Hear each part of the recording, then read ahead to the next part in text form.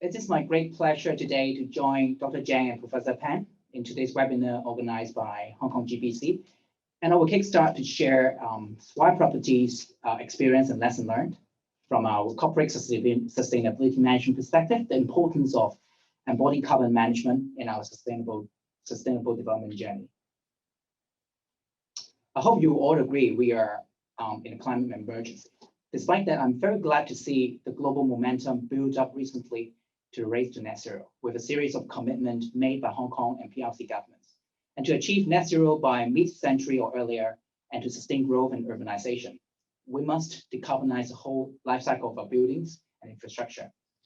Buildings currently account for 39% of energy-related carbon emissions globally, with operational carbon emissions accounting for 28%, while embodied carbon accounting for the remaining 11%. And embodied carbon refers to carbon emissions associated with materials and construction processes throughout the whole life cycle of building. So it is also important to note that the importance of embodied carbon has been largely overlooked in the past, and most of the decarbonization efforts globally have been focusing on reducing our operational carbon emissions. And as we know, as operational carbon is reduced over time, embodied carbon will continue to grow in importance as a proportion of the total emissions. Therefore, we must now make a shift to also increasing our efforts to tackle embodied carbon emissions. So where should we start? At Swire Properties, our journey began in 2016 when we launched our Sustainable Development Strategy, what we call SD 2030, in which climate change was one of the key focus areas, helping business to address climate risk, maintain business competitiveness in the low carbon transition, and to create business benefits.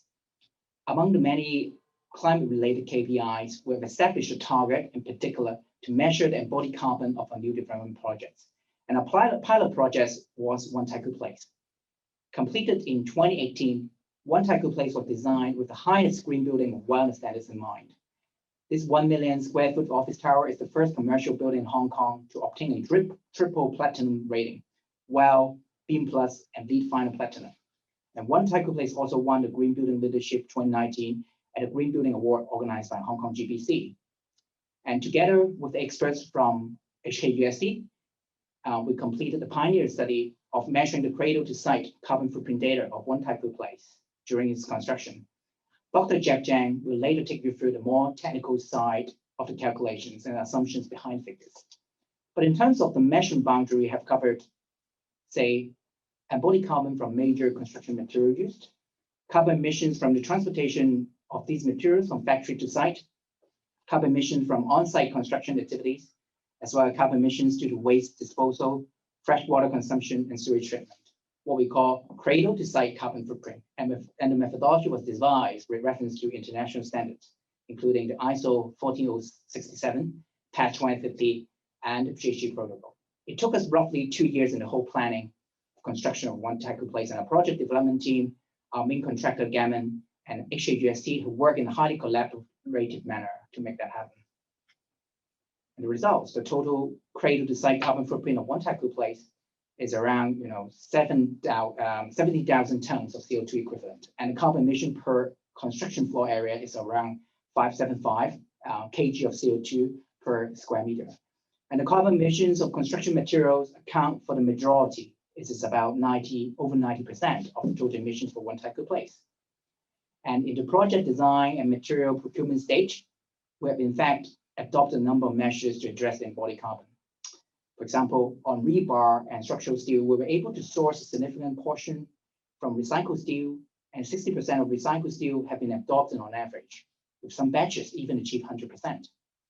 We also started to adopt rebar and structural steel produced by electric arc furnace, EAF steel, which has lower embodied carbon than conventional ones produced by blast furnace, basic oxygen furnace steel, BFBOF. And thirdly, we have reused around 13 Kazan pipes in the foundation system to overcome the spatial constraint below ground and also help lower the embodied carbon.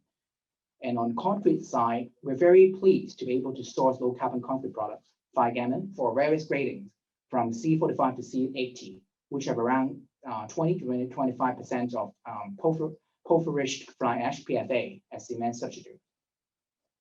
And these products were also some of the pioneering ones in Hong Kong, obtaining the Hong Kong CIC carbon labels.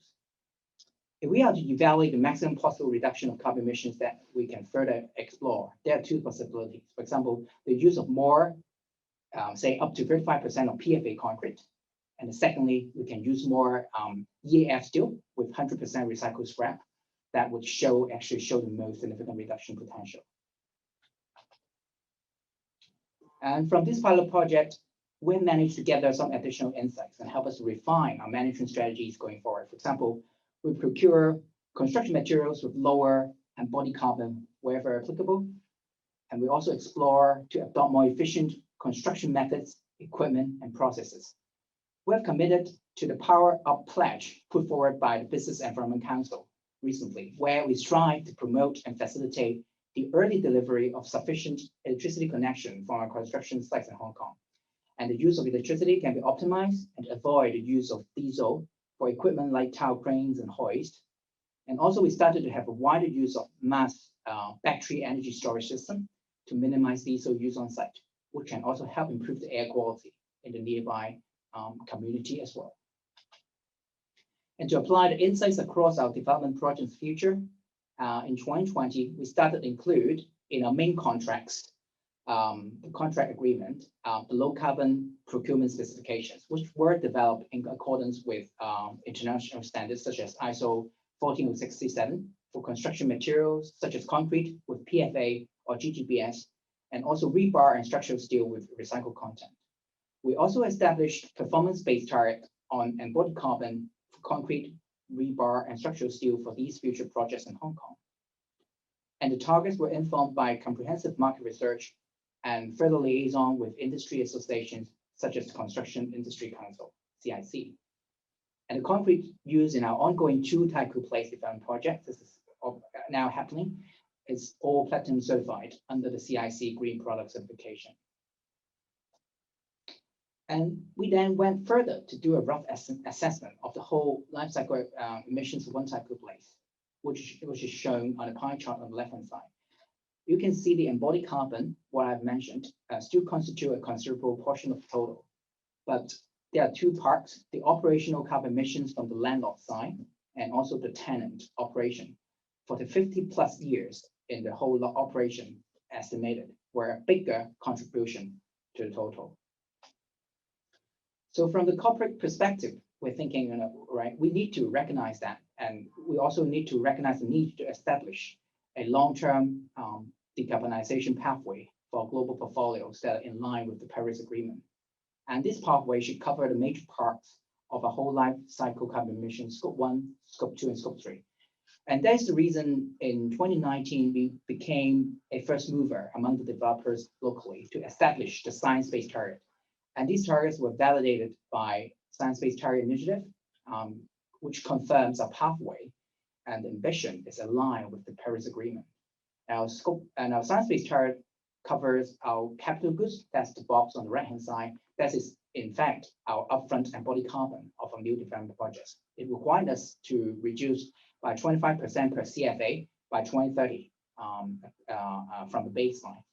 And the ScienceBased Target also cover our operational carbon, Scope 1 and Scope 2, for landlord side, and also from tenant side. That's the column in the middle. That's the Scope 3 emissions for downstream lease assets. So based on this ScienceBased Target, we have defined energy reduction targets and strategies for individual portfolios to support our ScienceBased Target. And the respective financial requirements have also been incorporated in the annual budgeting process. And this competition seeks innovations to enhance resource efficiency and reduce embodied carbon emissions across the life cycle of a building. And this includes the upfront, use stage, and end-of-life carbon emissions generated in various life cycle stages of building. Using this whole life cycle framework defined by World GBC, Swire Properties has in fact developed various strategy measures under our strategy. For upfront carbon, for example, where I mentioned the ScienceBased Target, which we have targeted to cover the capital goods. In addition to that, we also set ourselves to have 100% of new development projects to achieve the highest green building certifications, and 100% of all existing development buildings to achieve the same standard by 2030. On use stage and embodied carbon, we manage this through our sustainable procurement efforts, and we have established a 2025 target to require 25% of products and services we purchase shall all be sustainable. And we also develop corresponding green specification for various products and services. Moving to the right, on end-of-life carbon, we set ourselves a 90% diversion rate for all our demolition waste when the building is demolished to ensure these wastes are recycled properly. And going beyond the building life cycle, we can also establish corresponding waste diversion and recycling targets for the commercial waste generated in the daily operations. And all in all, these various works are supported at the bottom by our green financing instrument, for example, green bonds and green loans. So to actually provide green finance to support all these actions. And to conclude, progress in addressing embodied carbon has been slower, as it is currently not very well understood due to limited awareness and data available. And we have to harness the effort that has been undertaken historically for operational carbon and channel this into action on embodied carbon. And World GPC calls for at least a 40% less embodied carbon for new buildings by 2030, and to advocate for net zero operational and embodied carbon by 2050. The world cannot afford to miss any more opportunities to accelerate efforts to reach net zero by this timeline. So to me, this is a great challenge, which together we have to continue to innovate new solutions. And also it is important to note this can only come through cross-sector partnership and collaboration. Developers, academics, architects, engineers, property management, all of you join this competition in today's webinar. Everyone's input is very important. And hence, what we advocate, sustainability, we all can. I count on every one of you to support this meaningful course. And I look forward to seeing the great ideas generated from this competition. Thank you very much.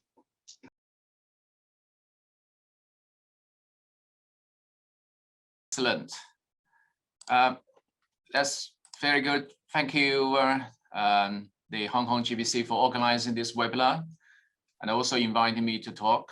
My talk is entitled Systematic Embodied Carbon Assessment of Prefabricated High-Rise Buildings. And my name is Wei PAN. I'm from the University of Hong Kong. We manage a relevant research unit in this area, which is called CICID, Center for Innovation, Construction and Infrastructure Development, as well as a net zero laboratory, which is very relevant to this advancing net zero theme of the webinar series in the past couple of weeks. There is no doubt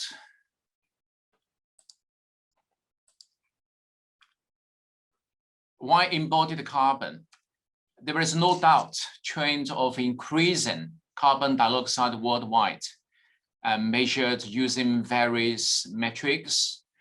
Because of the time limit, I'm not explaining the specific trends, and think you have read this such of trends statistics from various sources. What I want to emphasize here, the impact of increasing carbon dioxide and the global warming is enormous, such as the rising temperature, droughts, heat waves, and the hurricanes, sea level rising, and ice-free Arctic to come very soon. So to address these issues, many organizations and governments, they have formulated strategies for carbon reductions towards carbon neutrality. Net zero is coming a sweeping agenda for the world, such as you see from the Paris Agreement and the China's commitments as an example of a country, as well as the major thing we are embracing in Hong Kong, which is the Advancing Net Zero Campaigning Program, and spearheaded by the World GBC. Now, the building's life cycle carbon consists of embodied and operational carbon. Patrick and Jack have talked about this before, where the embodied carbon can be further classified into initial and recurring embodied carbon. And just now, Jack focused on the cradle to gate, which is even a part of the initial embodied carbon. Actually, the scope is much wider than that. So at the individual building level, previously, operational carbon played a dominant role over embodied carbon, which accounted for about 80%. Again, you can read a lot of statistics in this area from various publications. However, as the operational carbon is being reduced following the fabric first, efficiency first design principles, and a lot of energy efficiency measures and energy efficient technologies, renewable technologies, and low carbon behaviors. So the role of embodied carbon has become more important. And also taking all of the new construction projected from now on to 2050, as a whole, we can see from the top right, the figure. Actually, the embodied carbon plays a very critical role and accounting for over 74% predicted to 2030 and predicted to 2050, slightly reduced. But if we keep the business as usual projection, then it still will be 49%. So therefore, reducing embodied carbon is a very critical part of the net zero initiative. So if you are only preparing your ideas competition with a focus on the operational carbon, you're jeopardizing the chance of winning that.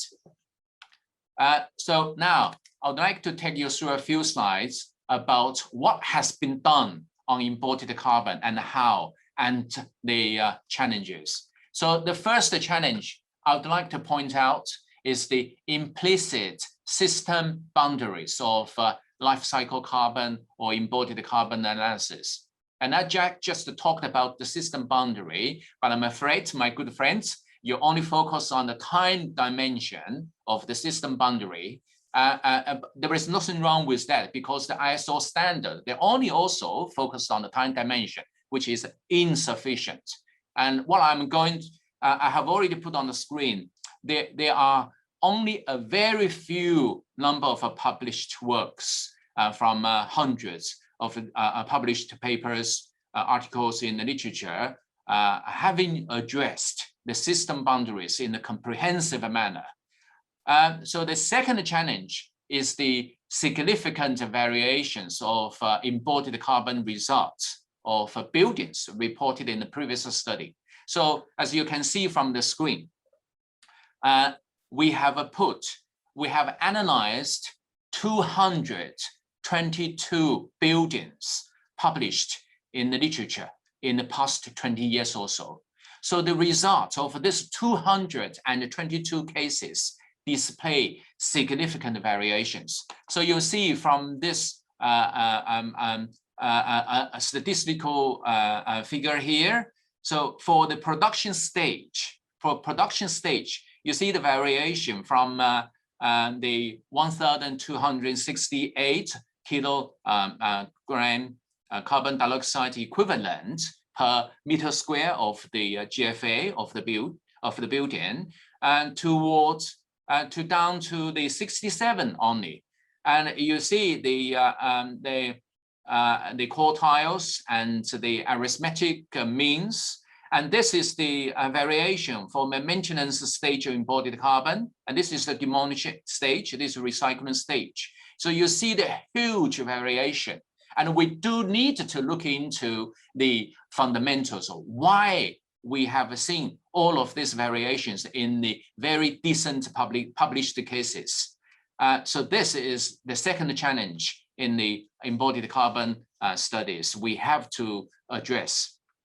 Otherwise, the results we are presenting or we are publishing for various purposes, including the ideas competition, will be meaningless. So the third challenge is, I'm afraid, is again something about the inconsistent result of the carbon reductions or increases through adopting prefabrication. Now, worldwide, there is a companion, another companion for off-site prefabrication for the adoption of a modular construction in Hong Kong, MIC, modular integrated construction. But on the screen, you can see the statistics again. So this figure reports on the 47 building cases selected from 41 publications. You see a number of the blue-colored dots above the x-axis. So these cases, they confirm the message or our general perceptions, prefabrication will lead to reduced embodied carbon. In other words, prefabrication, modular building, they will contribute to the reduction of life cycle carbon of the building.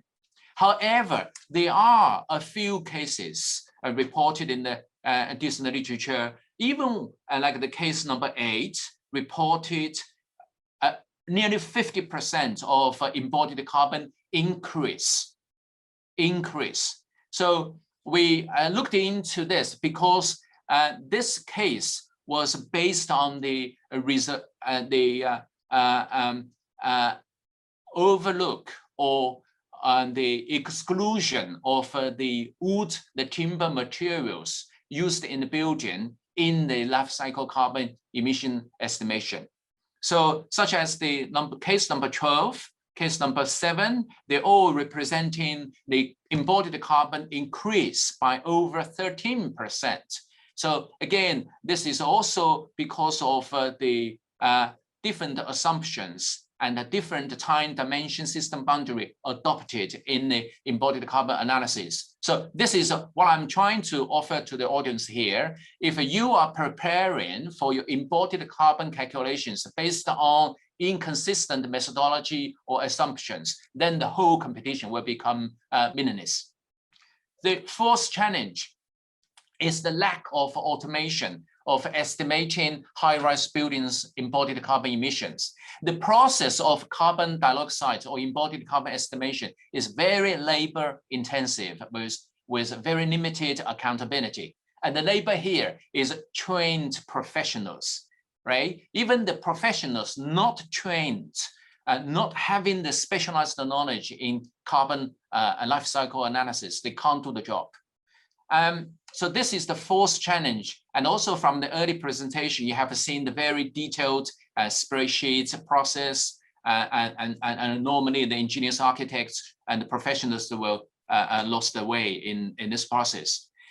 Now, in the following few slides, I'm going to share with you what we have done at Hong Kong U in terms of embodied carbon and how we have adopted some good measures or methods to address the 4 challenges I've shared with you. So our first strategy is to get the fundamentals right. Let's get the theory right? So the first one, we need to develop the dialectical system theory, right? So this is the first one. We need to be understanding what exactly we are addressing. So first, we need to understand what carbon, what embodied carbon we are addressing, and how, what methods, and what perception, what perspective we are holding. So we are calculating the embodied carbon from the client's point of view, from the community's point of view, from the main contractor's point of view. This all will lead to different results. And also we need to have a clear concept of a system boundary. I have just argued, you know, it's far insufficient to only focus on the time dimension of the system boundary. If you do that, then you miss the target. So the second strategy is to address the critical system boundaries of embodied carbon. This theoretical model shows on the screen, shows the 12 such critical system boundaries. So 12, not just the time, right? So on the top right here, you see the lifespan and the life cycle stage. So normally, even the ISO standard, I'm afraid to say that, they only focus on this. Yeah, so that is the one of the root problems of the inconsistent results. So we have expanded the system boundaries to cover 12 critical factors you need to consider if you are comparing, if you are benchmarking the embodied carbon analysis results. And also looking into the impact on the reliability, as I showed on the y-axis, and also on the x-axis on the validity and reliability and validity. They are a pair or the twins, very important, but they are different. Okay, and the third strategy is to statistically predict the embodied carbon by system boundaries. And it is not sufficient to only look into a specific case.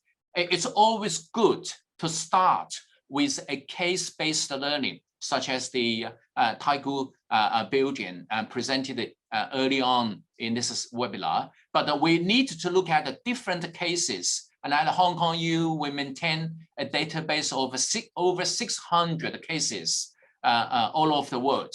So on the screen, I present with you 6, okay, only 6 cases. So those 6 cases that you can see here, the high-rise building is multi-story, but not yet high-rise. Another high-rise residential building, another 2-story, another office building. So this is a green, already very eco-friendly designed homes. So we particularly picked up the 6 very different cases and applied our system model, theoretical model. So we have collected the information from the drawings, the project specification about the building parameters variables. And we have also connected the information about the embodied energy, embodied carbon, or embodied carbon related data and information. And we have calculated, and very interestingly, we have found out and the very interesting correlation, the statistical correlation between the system boundaries, the factors, the 12 parameters, and the embodied carbon. So this is meaning we can reasonably predict the embodied carbon of new building cases based on the predictive model and the basic design parameters or informations of the new case, even before we have the specific information data to be collected from the case. The next strategy is to systematically model the life cycle embodied carbon. This is truly necessary, as many low carbon measures may need to trade-offs and need systematic modeling. So very, very simple example is you could easily design a PV panel, right? A BIPV panel to help to reduce the operational energy related carbon. However, that will unavoidably lead to higher embodied carbon during the production stage. So that is a very generic, simple example. And I will now I will show you the result in a minute. The second aspect is a spatial, which is to assess and benchmark the embodied carbon at 5 levels: materials, component, assembly, flat, and building. My very good friend Jack and Patrick, you have talked about the materials. Unfortunately, you haven't really talked about the carbon analysis at the component level, assembly level, flat level. Of course, you talked about the whole building, and you talked about the indicator of carbon per kilograms per meter square of GFA. And that is a very commonly used indicator. So we take a typical prefabricated high-rise residential building in Hong Kong as an example. We could analyze and benchmark the embodied carbon at the bare materials level, concrete, for example, or rebar or structural steel. And then for the semi-precast slab for the floor, right, we can say meter per meter square, what is the embodied carbon? And then for the typical standards and precast concrete facade or bathroom ports, per number, what is the embodied carbon? And then for the standard modular flat design, what is the subtotal of the carbon for the embodied stage of the building, and then the entire building. Now I show you some results.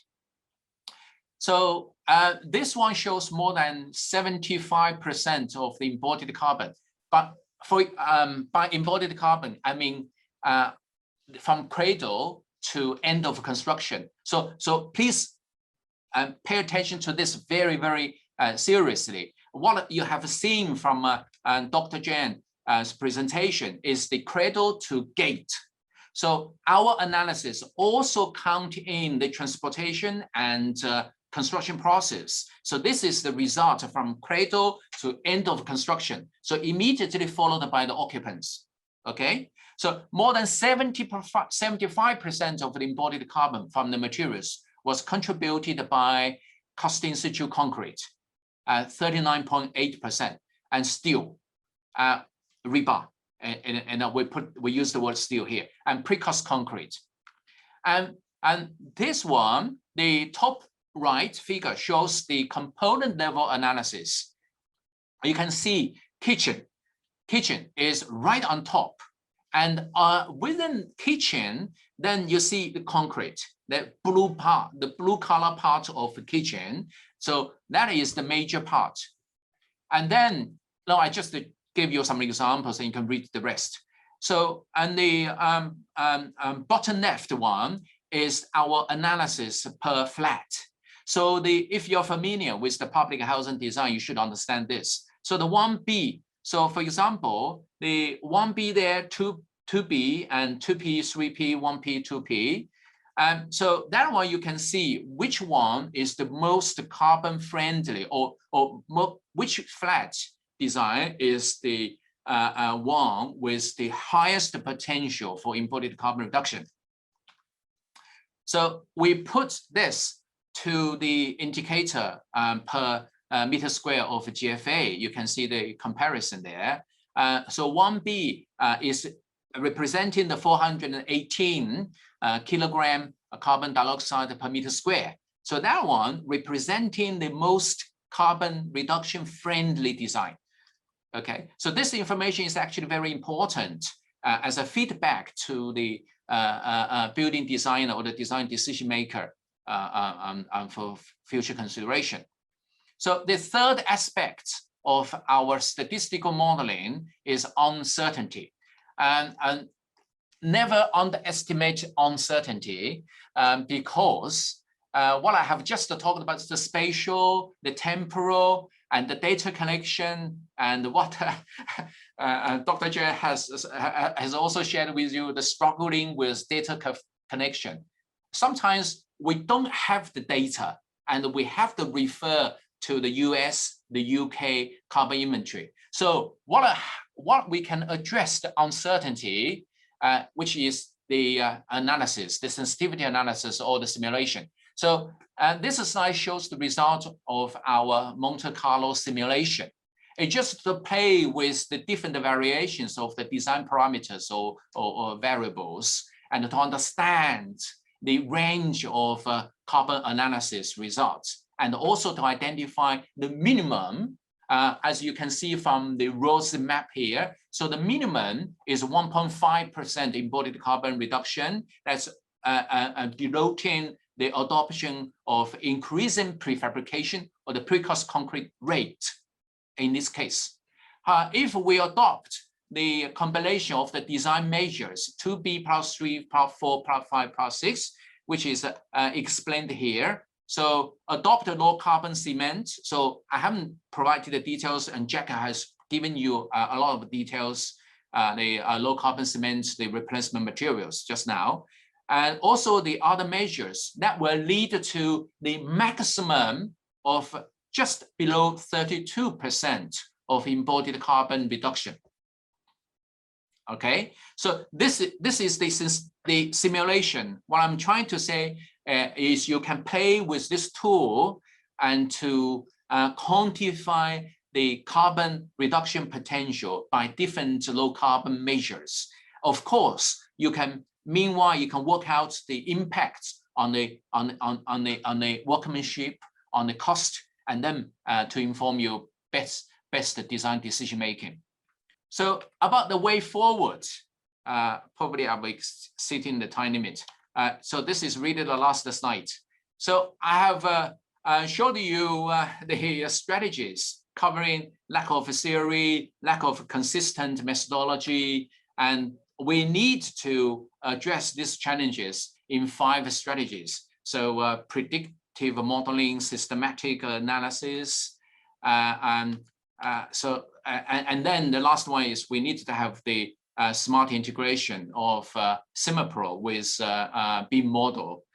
Now, really, thank you for your time. And last bit, I would like to acknowledge the funding bodies, including RGC and CIC, for supporting our research. And also, I would like to acknowledge many industry collaborators, supporters, and our research team for the very good work. Thank you. Back to you, Winnie. Good afternoon, everyone. I'm Jack CHENG, and I'm very happy to share with you the details, the technical details about how to calculate carbon footprint. In fact, Mr. Patrick already have mentioned a very good introduction and also a very good showcase about why we need to calculate the embodied carbon. So in the following, I would like to share with you more details about how to calculate. Okay. I'm Jack CHENG, and I'm the director of BIM Lab and also associate director of the Great Smart City Institute. And we try to focus on the smart technology to support green, resilience, empowering, adaptive, and transformative to have a better city. And I'm from Civil and Environmental Engineering Department of Hong Kong University. Patrick already have mentioned about the life cycle carbon footprint of a building. And in fact, I think this is also the essence of this competition, Advancing Net Zero, talking about not only about one phase of the building life cycle. We should consider the whole life cycle. And if we look at the whole life cycle, then we can see that besides operational carbon, we also have embodied carbon. And assuming the building has 15 years of the surface life, you can see that the embodied carbon actually contribute about like 30% of the whole life cycle carbon footprint. But this 30% actually concentrated in the first 2-3 years during the design construction stage. And if somehow the building life stage is actually shorter than 15 years, for example, in some developing countries like mainland China, the building lifespan probably will be shorter than 15 years. Or in the future, let's say if we have new technologies that can reduce the operational carbon, operational energy. For example, we have energy efficient lighting, etc. Then the percentage, the importance of embodied carbon will be even higher. So that is why we think that if we really want to achieve net zero for the whole life cycle consideration, embodied carbon should be considered, and it is very important for us. If we look at the embodied carbon of a building or the whole life cycle carbon footprint of a building, for the operational carbon, which many of us may focus on, to calculate the operational carbon, we usually will consider the energy use, like the electricity. We try to have the increase electricity efficiency. And also we should consider the fuel mix. For example, increase the portion of nuclear energy, something like that, and also renewable. But for embodied carbon, the calculation is very different. For embodied carbon, we need to consider the use of the construction materials. And we also not only try to reduce the amount of the construction materials, we also need to be very careful about what are the raw materials of the construction materials. What is the production method and also the transportation. If some low carbon materials come from very far away, it is still not desirable. So this is something that we should consider in the procurement. And when we talk about embodied carbon, we also consider the construction phase. And that's why the construction method will also affect the embodied carbon. And also the fuel used in the operation of the construction will also affect. So in the following, I would like to give you some more details about how to calculate so that in your submission or in the future, you can try to make reference to this kind of framework, this kind of steps to calculate the embodied carbon. And later, I will also share with you the one Taiko place, which Petra already have shared, and then I will give you more details on how to do the calculation. When we want to calculate the embodied carbon, mostly we need to, first of all, have a consistent methodology framework. We making reference with LCA and also standards. We should also collect the first-hand data and also do the calculation, discussion, analysis, and reporting. For the first one, we need to select what are the standards that we can make reference to so that we can know the approaches. And we should also define the system boundary, what to calculate and what not to calculate, and also what will be the performance indicator. For collecting the first-hand data, we need to design the questionnaire, and we also need to verify the approaches and also the data collected, and whether the data sources are reliable, whether those are first-hand data or those are the data from maybe external databases, etc. For calculation, it's important for us to know what are the assumptions and what are the emission factors that we use. So in the following, I will walk you through the different steps quickly. For the standards, these are standards that we make reference to, particularly the international standards ISO 14040, which talks about the LCA methodology, and also ISO 14044. We also make reference to the PAS 2050, which talks about the GHG octane for product, as well as the ISO 14067.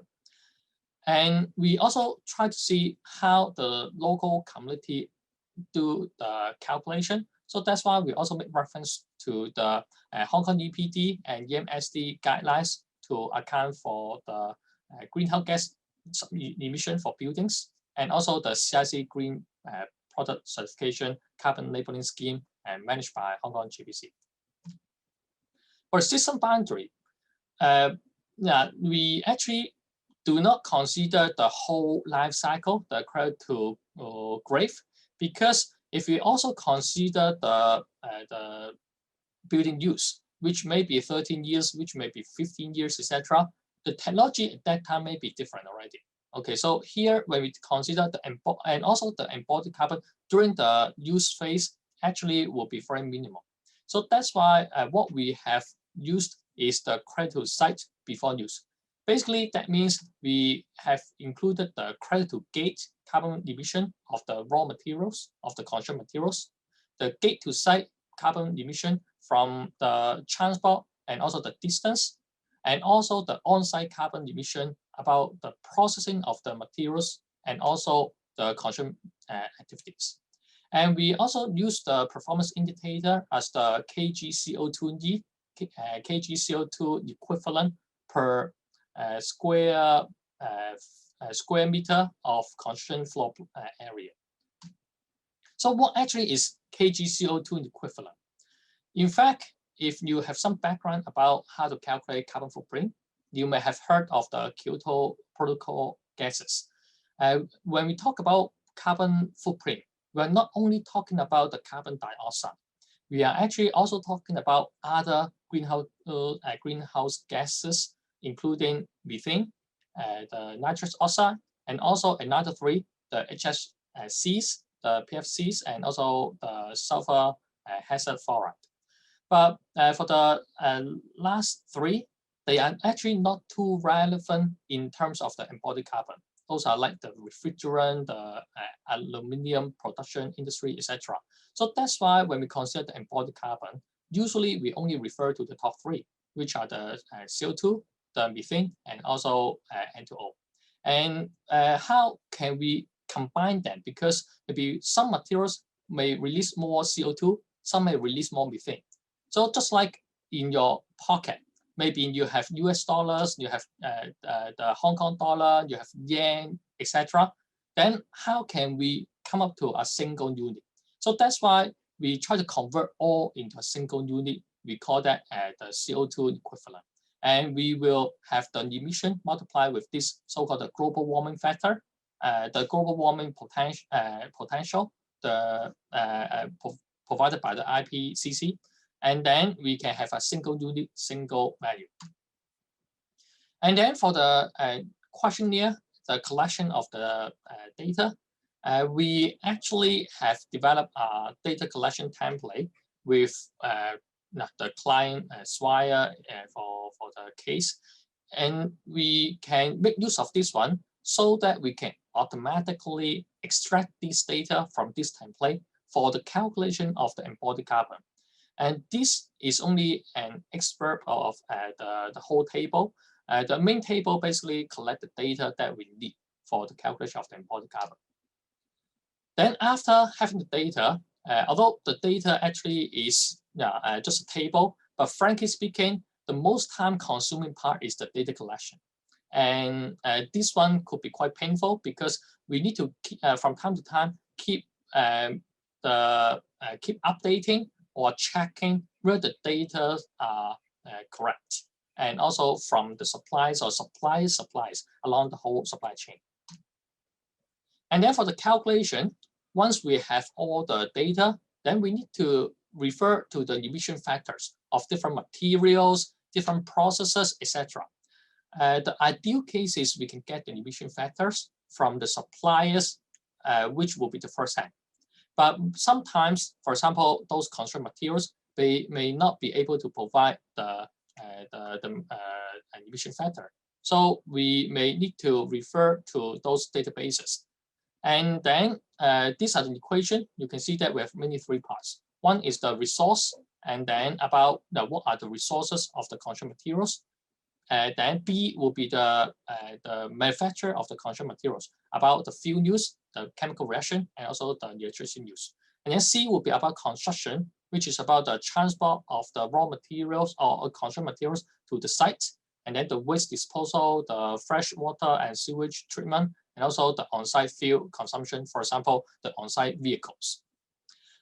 After calculation, we need to know the assumption and also mention this one in the report. Let's walk through the steps through the case which Patrick have shared about the one Tycho place. We are fortunate that we can collaborate with Swire Properties to work together in this project. And this project also involves other professors at Hong Kong University, was Irene Low, Vincent Gan, CM Chen, and Tim Jie. I don't mention too much about the background. I think Patrick already have mentioned quite well. This one is a green building, and they want to consider the embodied carbon of that. So thanks to Swire, we can collect the first-hand data, and then we can do the calculation in very great detail.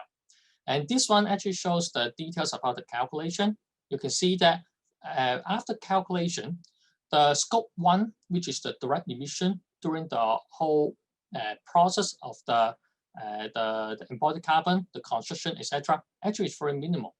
Okay, and then the energy indirect emission is also quite minimal. It's about 4%, while the major part is about embodied carbon, and particularly about the concrete and rebar.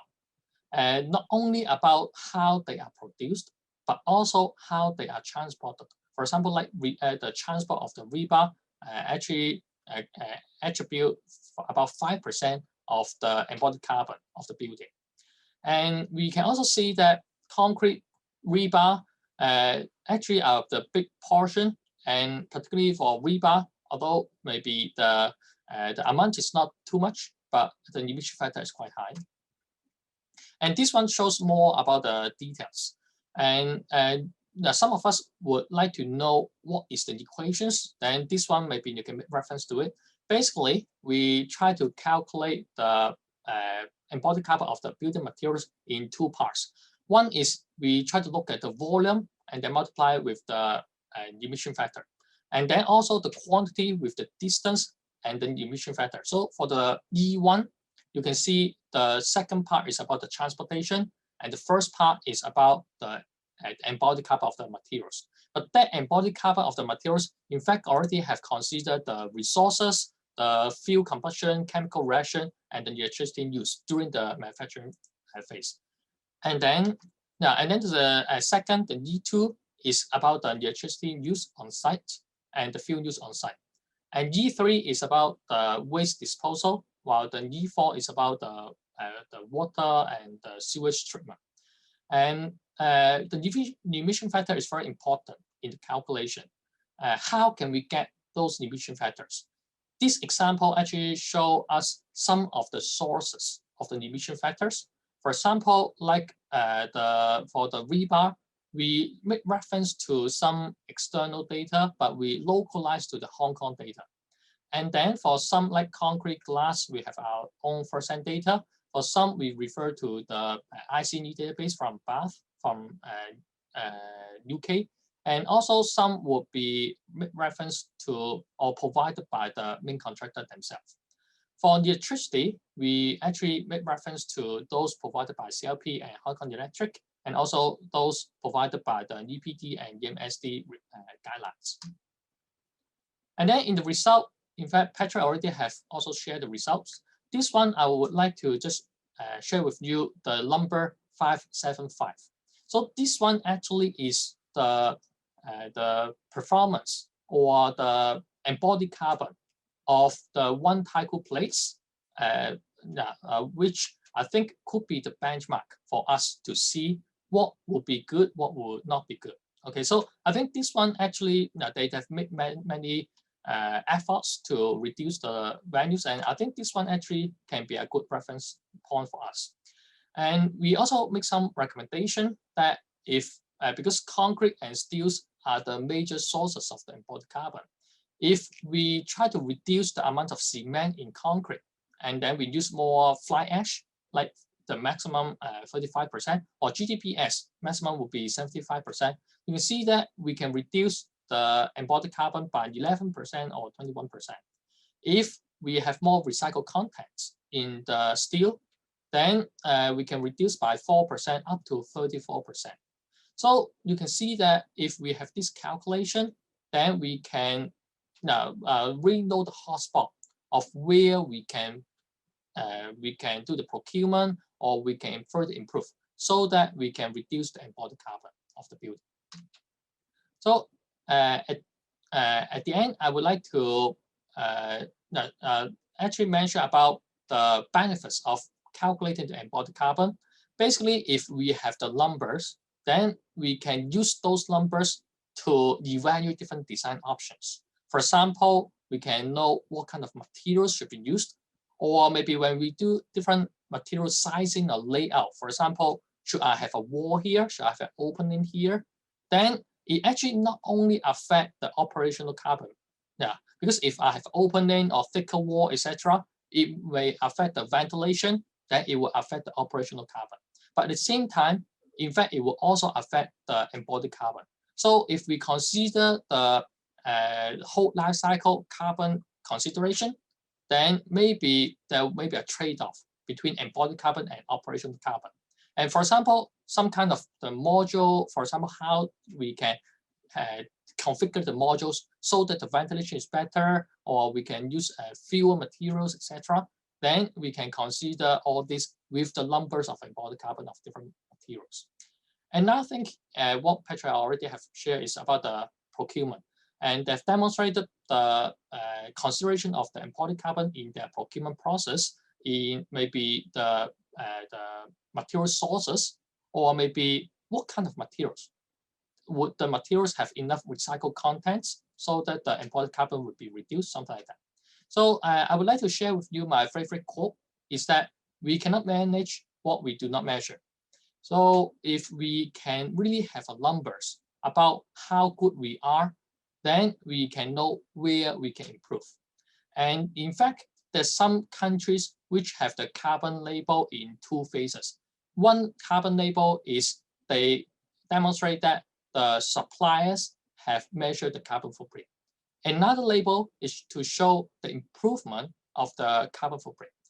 And I think this one would be a good step for us, so that if we know how to calculate, we first calculate, and then we know what we do well and what we do, where we can make improvement, so that we can go to the next step is really trying to improve in the future.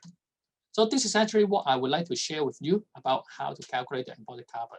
And I hope that we can join hands and then can build a greener or more low carbon future. Okay, thank you very much.